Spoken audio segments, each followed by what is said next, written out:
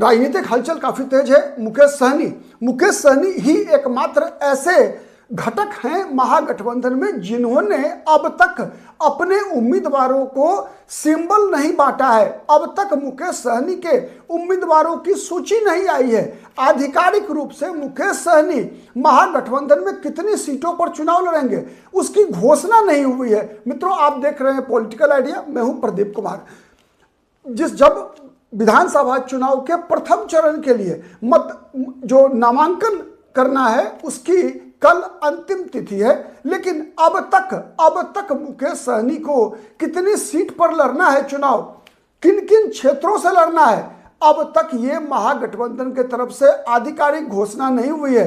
इसी बीच आज अभी थोड़ी देर पहले कांग्रेस पार्टी के सर्वोच्च नेता राहुल गांधी ने मुकेश सहनी को फोन किया और इस फोन के बाद मुकेश सहनी ने जितने प्रेस हैं, मीडिया है, सबको इनविटेशन भेज दिया है कि मुकेश सहनी अभी 4 बजे पटना के होटल मौर्या में पत्रकारों को संबोधित करेंगे और एक बड़ा फैसला मुकेश सहनी करने जा रहे हैं। क्या होगा बड़ा फैसला, इंतजार करेंगे हम। लेकिन सबसे बड़ी बात जो संकेत निकल कर आ रहा है वो ये निकल कर आ रहा है, जो कांग्रेस पार्टी के सूत्र बता रहे हैं कि राहुल गांधी और मुकेश सहनी के बीच बातचीत में राहुल गांधी ने कांग्रेस पार्टी का मुकेश सहनी के प्रति जो स्टैंड है वो स्टैंड कहा जा रहा है क्लियर किया है।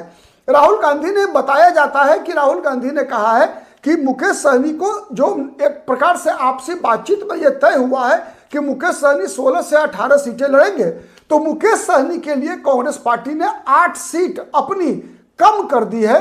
और चूंकि पिछली बार जो आरजेडी थी वो कांग्रेस पार्टी की तुलना में दुगुनी सीटों पे लड़ी थी, ठीक है, तो 1/3 सीट पे कांग्रेस लड़ी थी और 2/3 सीट पे आरजेडी लड़ी थी। तो इसीलिए जितनी सीटों पे सीटें कांग्रेस ने छोड़ा है उसका दुगुना आरजेडी को छोड़ना चाहिए। मुकेश सहनी और जो अन्य घटक जो जुड़े हैं, 2 और छोटी छोटी पार्टियां जुड़ी हैं इससे, झारखंड मुक्ति मोर्चा और आईपी गुप्ता की पार्टी, तो इन तीनों के लिए जो सीटें छोड़नी है उसमें 1/3 हिस्सा कांग्रेस पार्टी ने 8 सीट छोड़ दिया है अपना। कांग्रेस 70 सीट के बदले 61-62 सीट पे ही चुनाव लड़ना चाहती है। इसीलिए अब जो सीटें मुकेश सहनी को मिलनी है वो आरजेडी के कोटे की मिलनी है, ठीक है। तो ये बातें स्पष्ट किया है राहुल गांधी ने। अब राहुल गांधी का ये जो मुकेश सहनी से बातचीत हुई है उससे पहले राहुल गांधी ने लालू यादव से भी बातचीत की और कहा जा रहा है कि तेजस्वी यादव से भी बातचीत हुई है। उससे पहले, इन बातचीत करने से पहले राहुल गांधी के द्वारा सबसे पहले लालू यादव, फिर तेजस्वी यादव, फिर मुकेश सहनी को फोन करने से पहले राहुल गांधी ने दिल्ली में कांग्रेस के राष्ट्रीय अध्यक्ष मल्लिकार्जुन खड़गे से मुलाकात की और वहीं पर केसी वेणुगोपाल से उनकी बातचीत हुई है। अब इन बातचीत के आधार पर मुकेश सहनी जब आज प्रेस कॉन्फ्रेंस करने जा रहे हैं तो कई संकेत निकल के आ रहे हैं। सबसे पहला संकेत यह है कि क्या उनकी सीटों की संख्या तय हो गई। जिस प्रकार से राहुल गांधी ने कहा कि 8 सीटें वो मुकेश सहनी के लिए छोड़ने को तैयार हैं, छोड़ दिया है उन्होंने, तो क्या आरजेडी ने भी अपने हिस्से की सीटें मुकेश सहनी के लिए छोड़ा है?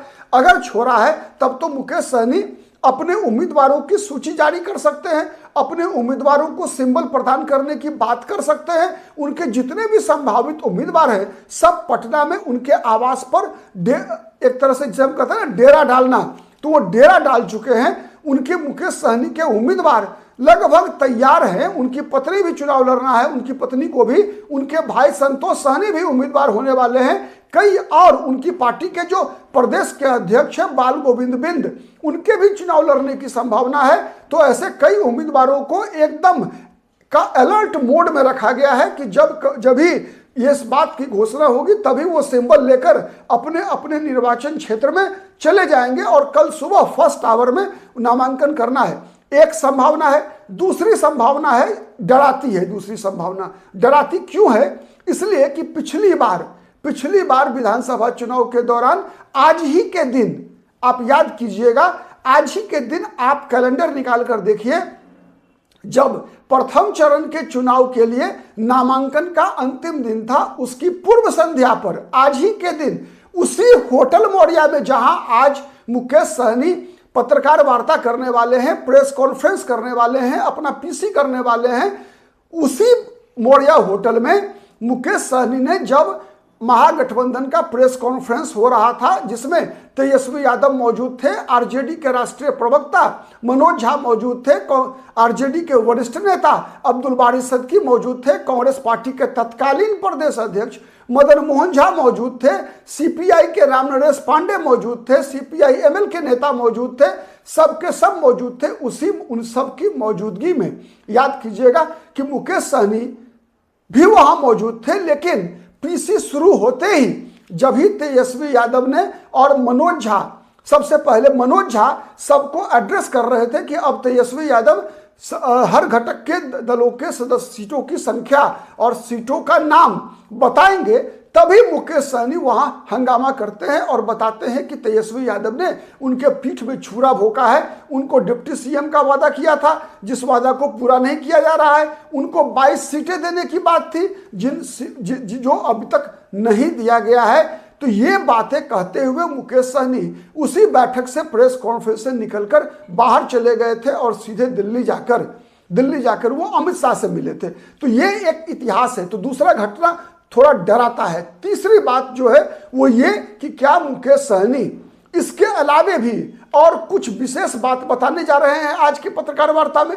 इन सब बातों पर, चूंकि एक बात मैं बताऊं कि आज अगर मुकेश सहनी कोई खेला करेंगे, अगर मैं उस बात की पुष्टि नहीं कर रहा, लेकिन एक संभावना, 3 संभावनाएं मैंने बताई। एक संभावना तो मुकेश सहनी अपने सीटों की संख्या की घोषणा करेंगे, अपने उम्मीदवार के नाम की घोषणा करेंगे। दूसरा, विद्रोह कर सकते हैं। तीसरा, आज पिछली बार मुकेश सहनी को दिल्ली जाना पड़ा था। जब गठबंधन से उन्होंने बगावत किया था, महागठबंधन से, तो उनको दिल्ली जाना पड़ा था अमित शाह से मिलने के लिए।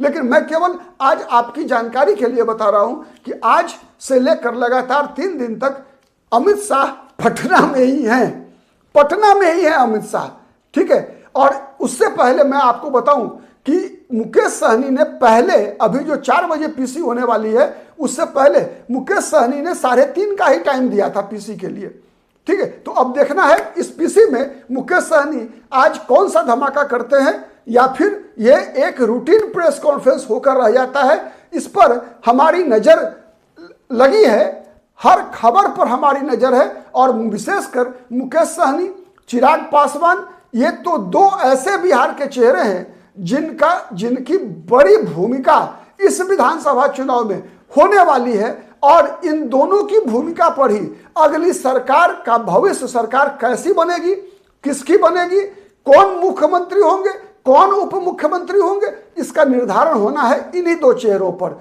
तो साथ ही एक और बात, क्या मुकेश सहनी इस बात का भी आज चर्चा करेंगे कि अब तक महागठबंधन ने उनको उप मुख्यमंत्री पद का उम्मीदवार नहीं बनाया, तो उनकी क्या उस पर रिएक्शन होगा। हमारी नजर बनी रहेगी। आज के लिए इतना ही। बहुत बहुत धन्यवाद। नमस्कार।